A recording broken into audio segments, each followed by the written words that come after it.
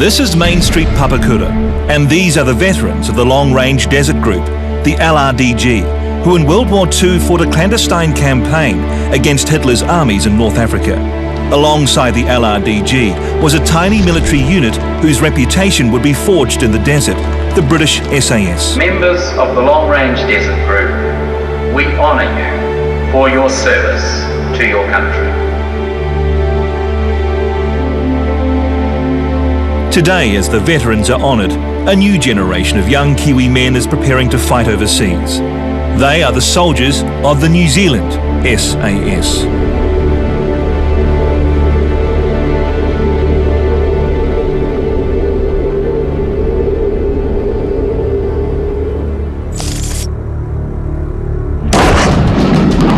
After a grueling selection and 9 months of training, 5 of New Zealand's top soldiers were chosen for New Zealand's elite fighting unit, 1 NZSAS. You are now one of us. You don't let it go to your head because that's just the beginning. Their initial task was to train for 21st century warfare. September 11th, 2001 saw this unit transform itself to meet a new and emerging threat. But first, they would begin at the bottom. If you can't pick up a broom, a sweep, where's your humility? Briefed as to the expectations of an NZSAS soldier, the 5 were immersed into counter-terrorism training. You're ultimately the fourth wheel to a patrol that's on operations.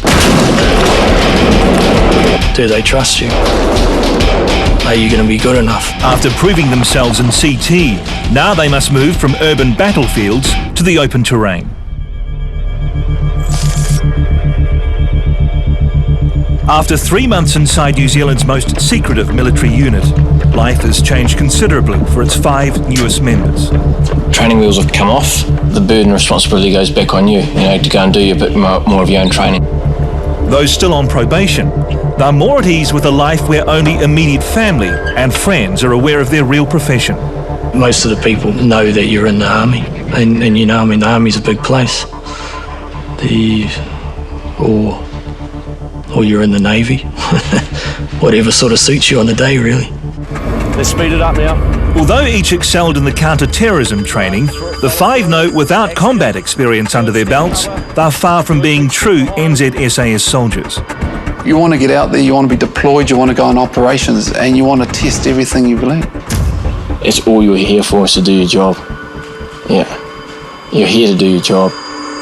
The next 6 months will be spent on advanced combat training, also known as Green Roll.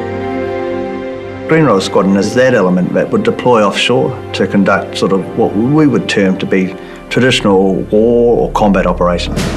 The first phase of Green Roll is advanced infiltration. The troops are mainly environmental. So for example, the amphibious troop conducts waterborne operations. The air troop, its infiltration skill is advanced parachuting, and the mountain troop carries out climbing tasks and operations above the snow line.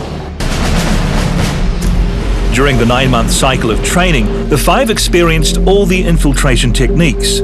Now they'll be assigned to one permanently.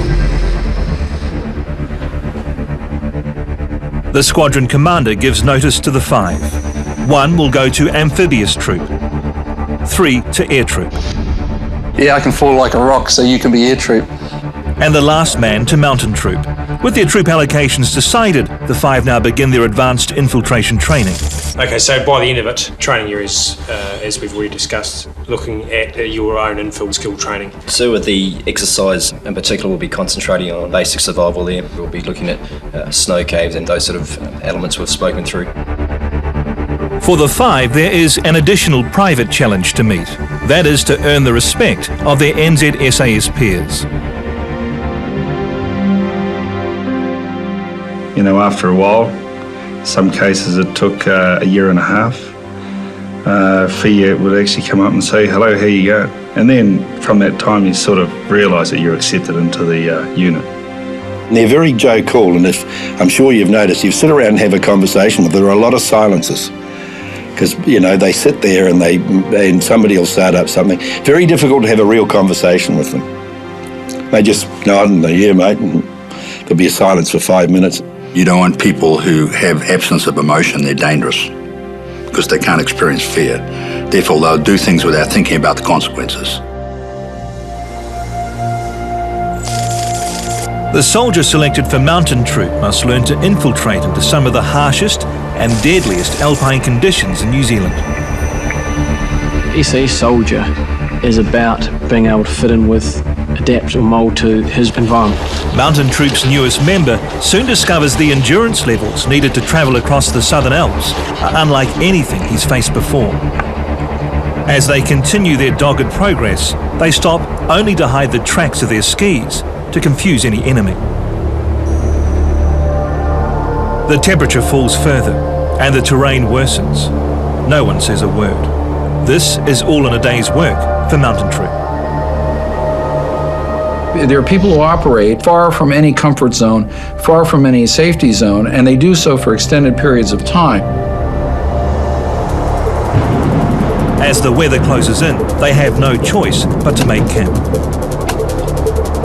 Just working out the best systems, and just mentally hardening up. Because you're going to freeze. When you look at Shackleton and those guys in the Antarctic, they survived all those years ago, and there's still guys in New Zealand who've got all the stuff on them and die. But for 3 days, there is no improvement in the conditions. With an intended supply drop 2 days away on foot and depleted rations, they move into survival mode. Self-preservation is great training. It makes you think about yourself. And it's got to be cold and brutal like that.